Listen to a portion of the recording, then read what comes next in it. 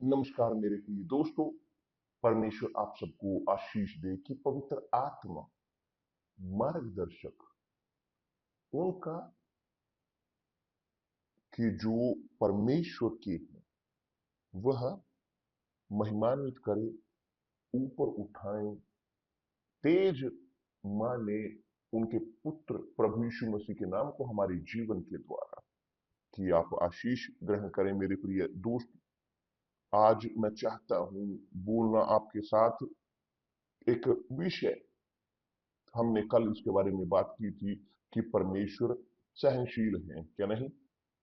और यह वचन जो दर्द है ताकि सब लोग यहाँ पर वो वास्तविकता में गिर सकें और आकलन कर सकें अपने खुद के जीवन का। क्योंकि परमेश्वर वो मजाक में नहीं लिए जा सकते। सब कुछ जो मनुष्य बोएगा वह काटेगा। सब कुछ सब कुछ सब कुछ सब कुछ मायने नहीं रखता कि एक व्यक्ति परमेश्वर का है या परमेश्वर का नहीं है। जो वह बोएगा वह काटेगा। ये है वास्तविकता कि यहां तक कि परमेश्वर भी बदल नहीं सकते, क्योंकि उन्होंने खुद ये कहा है सब कुछ जो मनुष्य बोएगा वह काटेगा। मगर मैं चाहता हूं यहां पर फोकस करना वाला हूं यहां पर विशेष विषय पर कि जो है शाप को लेकर। शाप की बहुत बहुत सारे संतान ग्रहण करते हैं और बहुत लोग ना समझने के कारण परमेश्वर के शब्द को वो सोचते हैं कि परमेश्वर उन्हें दोषी मानते हैं, दंड देते हैं शाप के साथ उनके संतान को कि जिन्होंने गलतियां की, पाप किए, इत्यादि इत्यादि। परमेश्वर यहां पर कहते हैं कि वह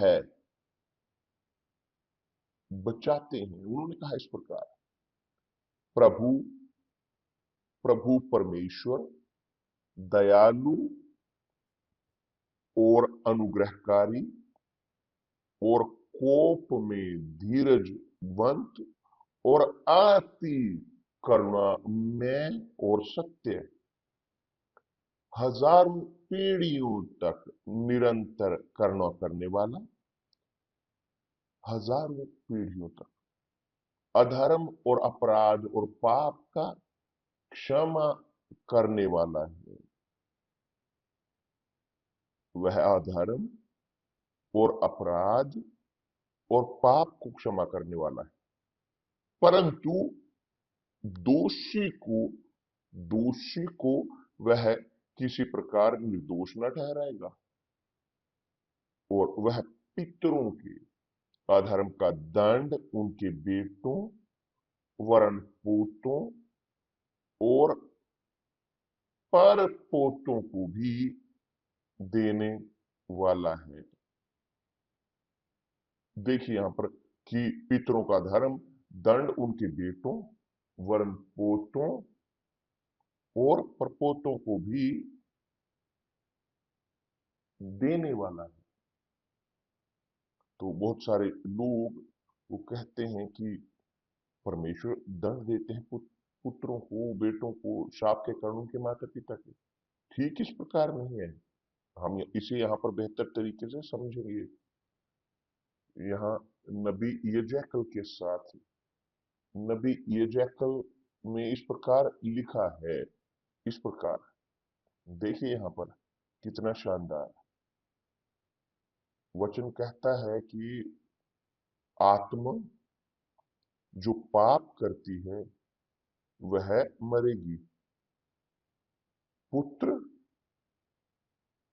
वह पिता के अधर्म को वो अपने साथ नहीं लेंगे, ना ही पिता पुत्र के अधर्म को ढोएगा। तो वचन बाइबल यहाँ पर पूर्ण होती है, वह कंप्लीट करती है। यहाँ पर वह हर एक दुविधा को दूर करती है कि तो बहुत बार लोग सोचते हैं कि उनके माता पिता के कारण बच्चे दंडित होंगे, वो भुगतान करेंगे उन शापों के द्वारा। नहीं, इस प्रकार नहीं, ठीक इस प्रकार नहीं है। परमेश्वर ये अनुमति नहीं देते। परमेश्वर अन्याय नहीं है कि एक को दंड करे दूसरे के कारण, एक को दंडित करे या पिता को दंडित करे पुत्र के कारण, या पुत्र को पिता के कारण। इस किसी प्रकार से नहीं, वास्तविक है कि हर एक वह जो बोता है वह काटेगा, इसमें कोई दुविधा नहीं है। मगर परमेश्वर वह न्याय संगत है। हमने कल बात की थी कि वह सहनशील है। हमारे पास पवित्र शास्त्र का वचन है कि वो प्रेम है, परमेश्वर प्रेम है। और प्रेरित पौलुस ने कहा है, यूहन्ना ने भी कहा है कि प्रेरित पौलुस ने कहा कि वह प्रेम है, कि प्रेम के कारण वह सब कुछ झेलता है, सब कुछ वह झेलता है। जी हाँ, नहीं, परमेश्वर के बारे में वो कह रहा है पवित्र आत्मा सब कुछ झेलती है, सब कुछ का दुख। कल्पना कीजिए, पवित्र आत्मा वो जीते हुए हमारे अंदर, और जब हम पाप करते हैं, गलती करते हैं, कैसे वो महसूस करते हैं? वो दुख झेलते हैं, वो दुख झेलते हैं, और दुख झेलते हैं बहुत। तो तथ्य है कि हम वो काटते हैं जो हम बोते हैं, कि चाहे या ना चाहे। परंतु वचन जो कहता है कि परमेश्वर क्षमा करते हैं, परमेश्वर अधर्म अपराध को, पाप को क्षमा करने वाला है, परंतु दोषी को वह किसी प्रकार से निर्दोष न ठहराएगा, कि वह पितरों के अधर्म का दंड उनके बेटों वरन पोतों और परपोतों को भी देने वाला है। ये बहुत ही मजबूत है, जो इसका अर्थ है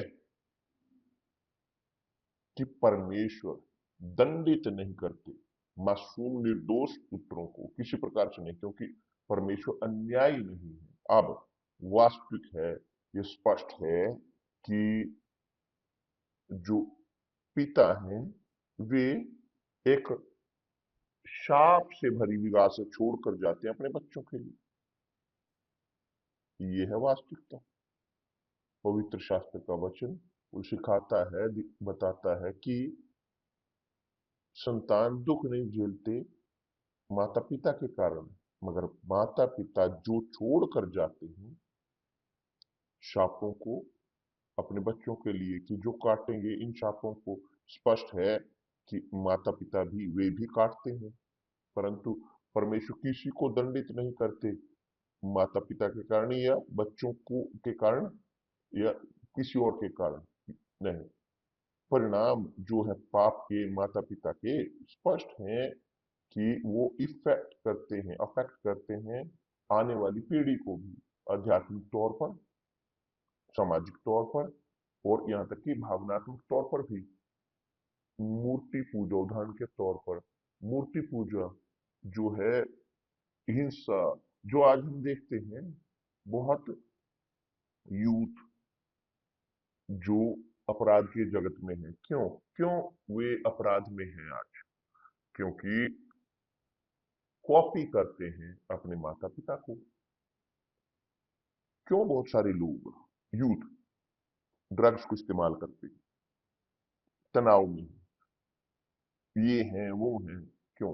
क्योंकि माता पिता ने छोड़ा उनके लिए एक बीज बुराई का, और वो काटते हैं।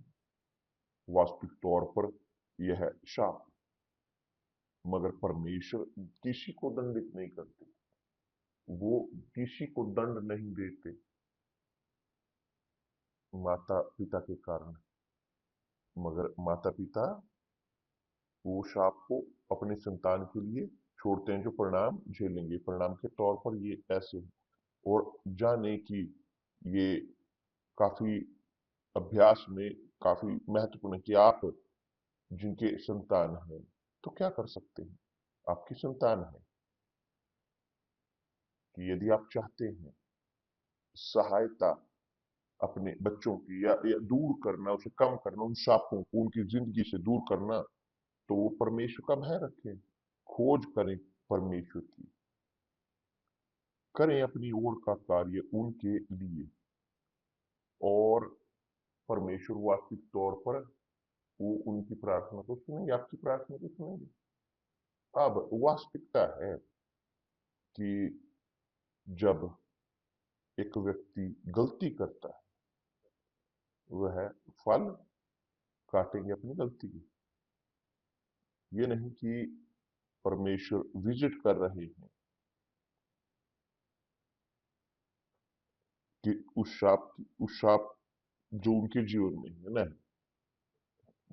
माता पिता के कारण परमेश्वर किसी को दंडित नहीं करते, अब बच्चों के कारण माता पिता को नहीं, मगर हर एक वो काटता है जो बोता है। तो मैं आपका ध्यान खींचना चाहता हूं, आप जो शादी करना चाहते हैं, आप जो सोचते हैं कि आपके संतान हो, जो संतान चाहते हैं, देखिए कि कितनी बड़ी वो जिम्मेवारी है, कितनी महत्वपूर्ण। हमने पिछले सप्ताह में बात की थी अब्राहम के बारे में, और सबसे अंतिम चीज, अगर मैं कहूं सबसे महत्वपूर्ण चीज जो अब्राहम ने की, देखें यहां पर, ये बहुत ही मजबूत है। हमने बात की थी इसके बारे में, अब्राहम के बारे में, बहुत अब्राहम के बारे में, मगर अध्याय 24 उत्पत्ति का वो इस प्रकार कहता है। देखिए वचन, उत्पत्ति अध्याय 24 वचन 1। अब्राहम अब वृद्ध हो गया था और उसकी आयु बहुत थी, और प्रभु ने सब बातों में उसको आशीष दी थी। परमेश्वर ने अब्राहम को सब बातों में आशीष दी, सब सब सब सब सब। परंतु अब्राहम के अंदर एक सुनिश्चित तौर पर एक बहुत एक बड़ा बड़ा एक चिंता का विषय था। क्या था वो चिंता का विषय, क्या थी वो चिंता? ठीक, मैं बूढ़ा हूं, मैं जाने की कगार पर हूं, मैं सब बातों में आशीष ग्रहण कर चुका हूं, सब सब सब बातों में, परंतु मेरा एक बेटा है जो सिंगल है, मेरा एक कुंवारा बेटा है, और मैं नहीं चाहता कि यह पुत्र वह शादी करे एक औरत से कि जो कनानी स्त्री हो या कनानियों की लड़कियों में से हो। मैं नहीं चाहता, मैं नहीं चाहता कि वह शादी करे एक औरत की जो दूसरे देवताओं की पूजा करती, क्योंकि कनानी वे मूर्ति पूजक थे, वे वास्तविक तौर पर मूर्ति पूजक थे। वे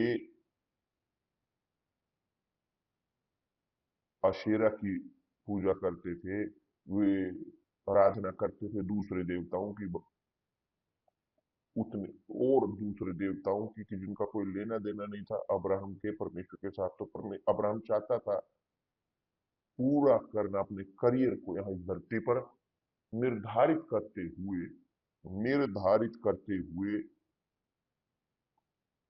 कि पत्नी जो उसके पुत्र की हो, उसका पुत्र जो 40 साल का था, कि एक स्त्री हो उसके खुद के परिवार से, अब्राहम के परिवार से, क्योंकि अब्राहम का परिवार के पास जानकारी थी परमेश्वर की, भय रखते थे प्रभु का।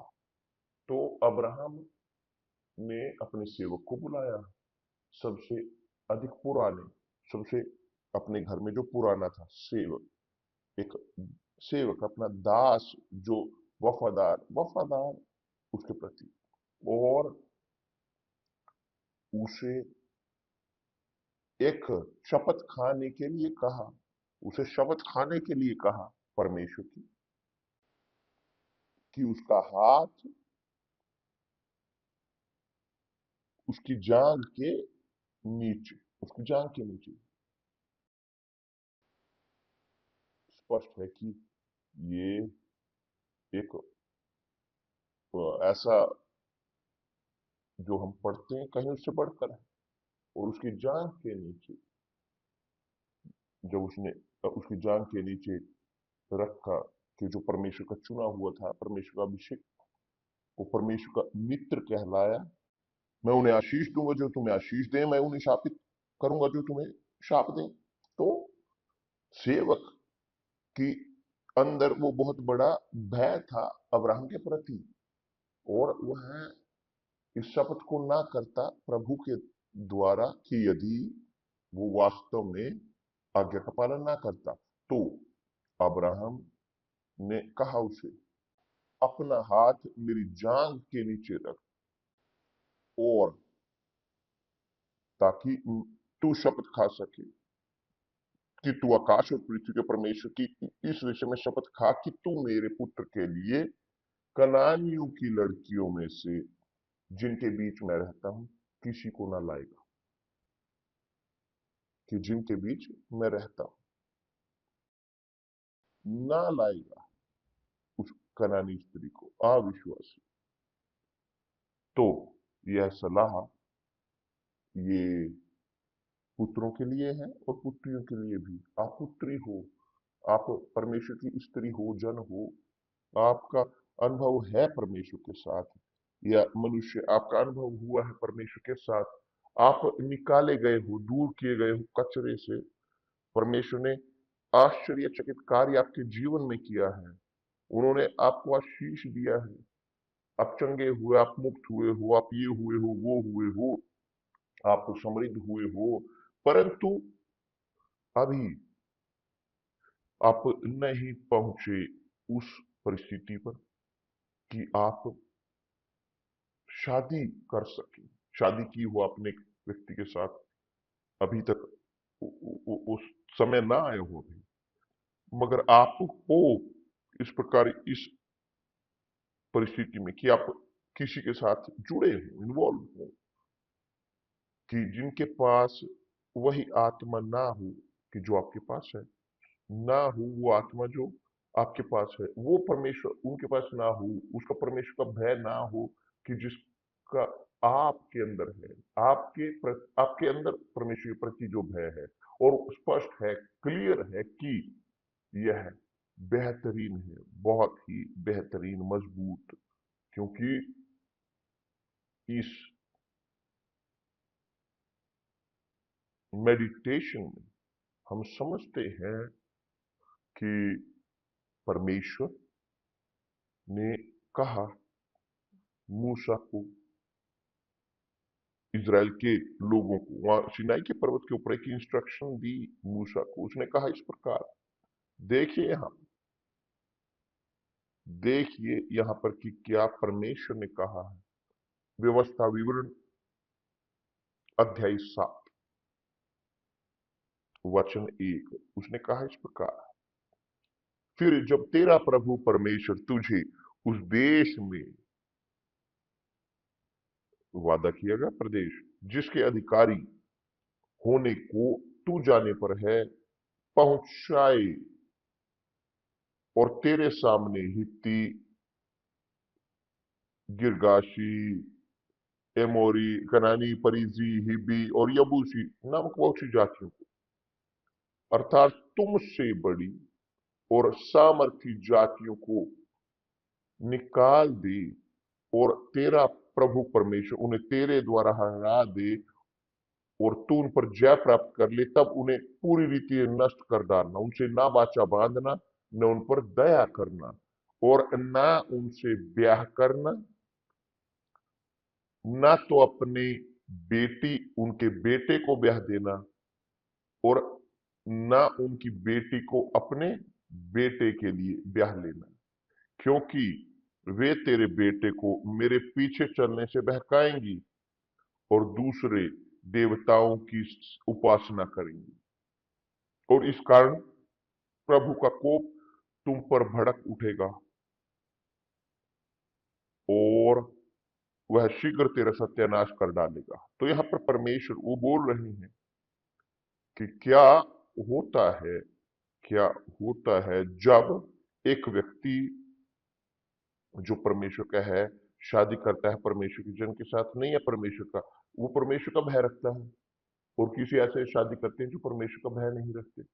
वास्तविक है, स्पष्ट है कि यह व्यक्ति कि जो परमेश्वर का भय रखता है और शादी करता है किसी ऐसे के साथ जो परमेश्वर का नहीं है, तो प्रभु का क्रोध आता है उनके ऊपर, क्योंकि वो जानते हैं, उनके अंदर कन्विक्शन है कि वह व्यक्ति, वो रचना परमेश्वर की नहीं है, वो परमेश्वर की जन नहीं, उनके लिए सही नहीं।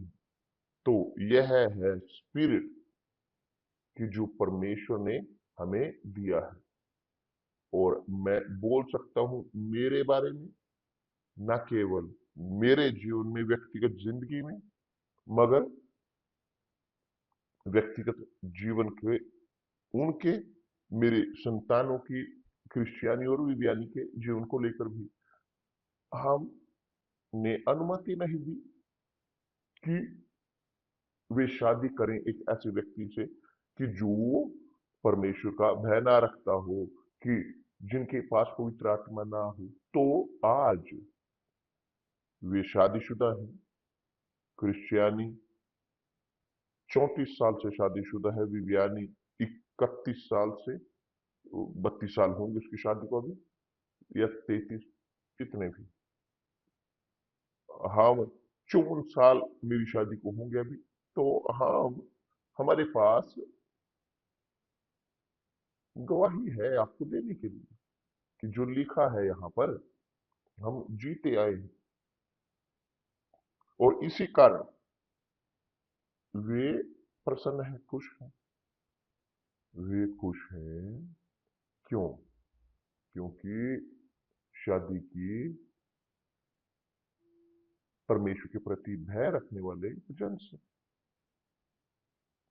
उन्होंने आज्ञा का पालन किया, हमारी ओरिएंटेशन का, कि जो उन्होंने अपना, कि हमने अपनी ओर से परमेश्वर के शब्द का पालन किया। तो मेरे प्रिय दोस्त, कोई रास्ता नहीं कि आज हम वो काटते हैं जो हमने कल बोया था। और यदि हम नहीं चाहें शाप काटना, नहीं चाहें परमेश्वर के क्रोध को ग्रहण करना, क्योंकि परमेश्वर ने स्वीकार नहीं किया कि संतान वंशज अब्राहम के वे शादी करें उन वंशजों को, उनके वंशजों को कि जो उन पर विश्वास नहीं करते थे, जो परमेश्वर को भय नहीं रखते थे। तो हमारे पास संसार है यहाँ पर आज ये कंफ्यूज, बुरा। हम देखते हैं शादियां नष्ट होते हुए हनीमून के दौरान, हम देखते हैं बहुत सारे लोगों को कि जो दुख झेलते हैं एक शाप के कारण जीवन में। क्यों? क्योंकि उन्होंने एक निर्णय लिया कि जो खिलाफ था परमेश्वर की इच्छा की। यह है वास्तविकता। मगर परमेश्वर दंडित नहीं करते माता पिता को पुत्रों के कारण, ना ही पुत्रों को माता पिता के कारण। उन्होंने स्पष्टता के साथ कहा कि आत्मा जो पाप करेगी वह आत्मा मरेगी। तो वो दंडित नहीं करते बच्चों को, संतानों को या माता पिता को, कि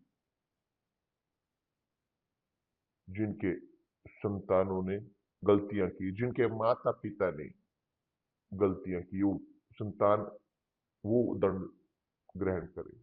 परमेश्वर न्याय संगत है। मगर अब वो अपने शब्दों को देते हैं, जो विश्वास करता है वो आज्ञा का पालन करते हैं, जो नहीं करते, जो विश्वास करते हैं नहीं करते, जो विश्वास करते हैं वो अनुसरण करते हैं, जो नहीं करते वो अनुसरण नहीं करते। तो मैंने विश्वास किया, मुझे याद है मैंने यहाँ पर बहुत बार बोला है कि बहुत बार, और मैं एक युवती से क्षमा चाहता हूं। एक युवती से मेरी सगाई हुई। यह युवती चर्च की थी। वो चर्च की थी। वही परमेश्वर उसके पास था जो मेरा है, और हम शादी करने वाले थे। परंतु पवित्र आत्मा ने मुझे एक संकेत दिया, मजबूत, कि वो मेरे लिए सही नहीं थी। तो 3 महीने में हमने एक दूसरे को जाना, डेटिंग की, सगाई की, और शादी की कमी थी उसकी। कि ऐसे मैं कार्य करता था। मैं ऐसे था कि है या नहीं है, इस प्रकार। मगर जब उसने, परमेश्वर ने मुझे संकेत दिया कि वो परमेश्वर की ओर से नहीं है, मैंने उसी वक्त वो शादी, वो सगाई तोड़ दी। मैं चर्च के अंदर इस प्रकार रहा, पास्टरों के बीच मुझसे लोगों का विश्वास उठ गया, लोगों के ऊपर, लोगों का मुझसे ऊपर, परिवारों के बीच मैं इस प्रकार रहा कि सबसे मैं दूर। मगर परमेश्वर ने मुझ पर भरोसा रखा। तो मेरे प्रिय दोस्त, यदि आप चाहते हैं प्रसन्न रहना अपनी शादीशुदा जिंदगी में, तो शादी ना करें कि जिसके पास वही आत्मा ना हो कि जो आपके पास है।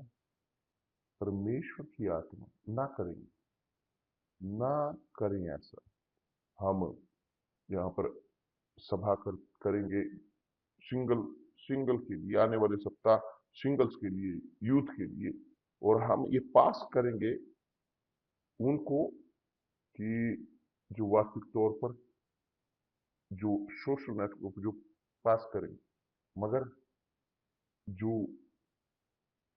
जो मैसेज है, ये संदेश है ये, कि ना अपने भावनाओं में बहकर, अपने हृदय में बहकर, अपने हृदय के साथ धोखेबाज हृदय के साथ निर्णय ना लें। मुझे धोखा मिला मेरे हृदय के द्वारा, परमेश्वर का होते हुए भी। मगर धन्यवाद परमेश्वर, मेरे पिता की दया के कारण, हालेलुया, उसने मुझे बचाया। उसने उस भ्रम को तोड़ा कि जो मेरे अंदर था, कि ना कि पत्नी पर लड़की परमेश्वर का भय नहीं रखती, वो परमेश्वर का भय रखती थी, पवित्र आत्मा थी। परंतु उसने मुझे दिखाया कि वह सही महिला नहीं थी। कि दूसरे शब्दों में, परमेश्वर के होते हुए भी सही बहुत बार नहीं होता।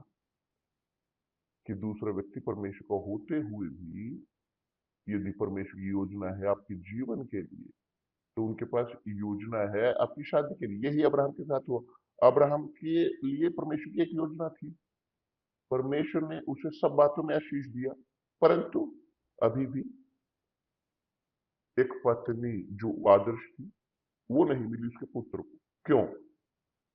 क्योंकि यह पत्नी जो पैदा करती वंशजों को अब्राहम के, और वहां वो धरती पर बढ़ते, तो ऐसी स्त्री अविश्वासी नहीं हो सकती थी।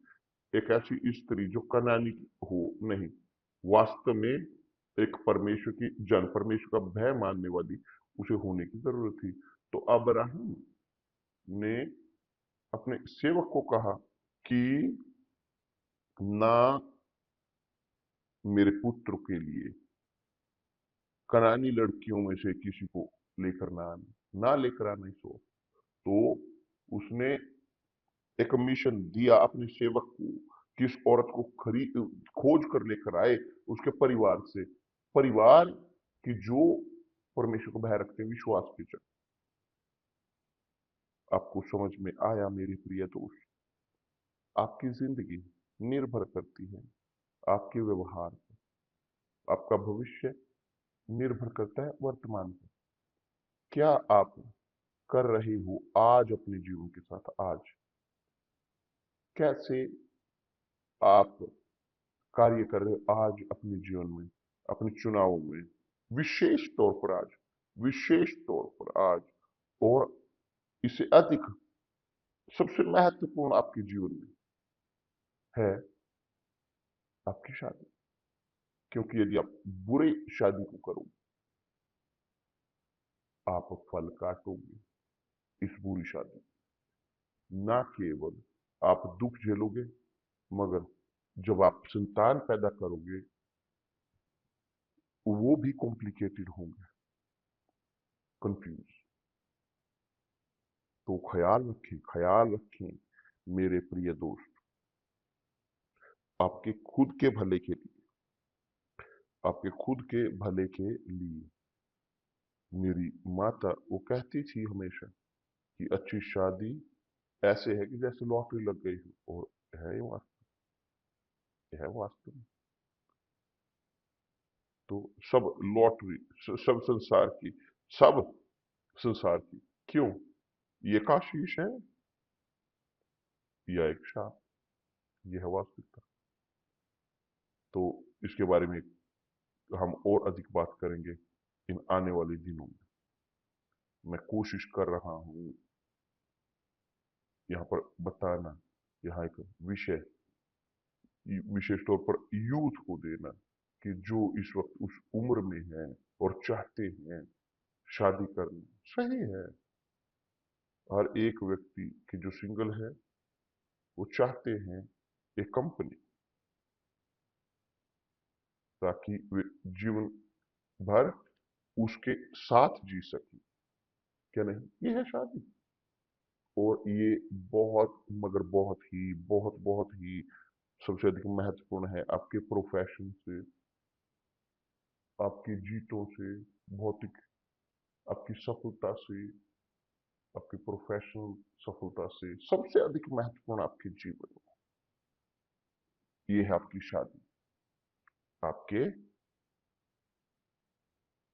मिलन के साथ परमेश्वर के साथ।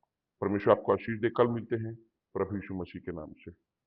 आमीन। धन्यवाद परमेश्वर।